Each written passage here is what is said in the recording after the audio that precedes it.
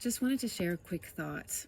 I was thinking about two things. One was how I've spent the last 15 years working with people's belief systems and the identities that they form around them that are quite often unconscious, and they're not based on anything real, they're based on an illusion.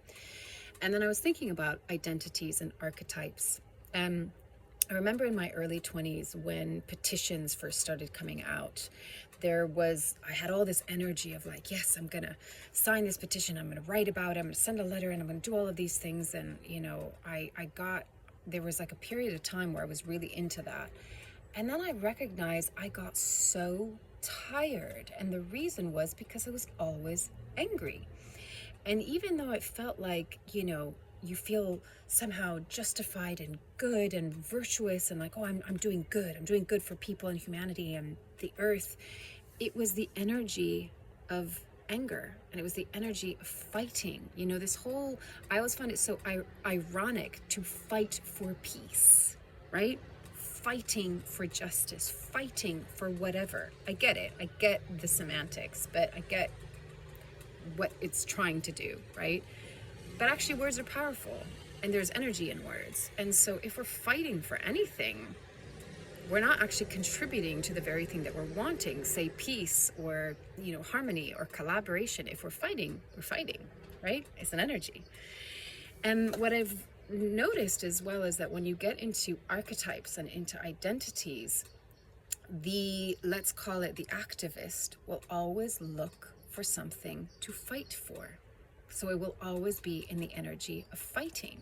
The martyr will always look for the challenge, for the hurdle, for like this is hard and I have to persevere and I have to do it to show how I can, get through hard times. The victim will always look for someone to blame for its own suffering.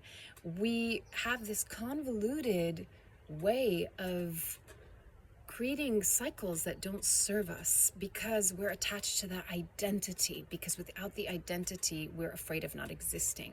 But we've got to see that those identities often are based on an illusion. They're not real. They're not true.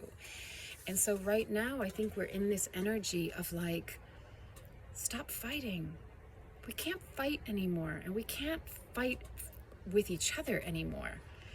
Because then the irony, the painful but stark irony is that we become the very thing that we hate, right? So right now, if you're hating someone because they don't fit your ideology or your belief system, if they made a choice that is not your choice and you're hating them, you're becoming the very thing that you're fighting against.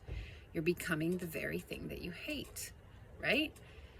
That's the painful irony. And so I feel like this is an invitation to like put down your swords, put down your shields.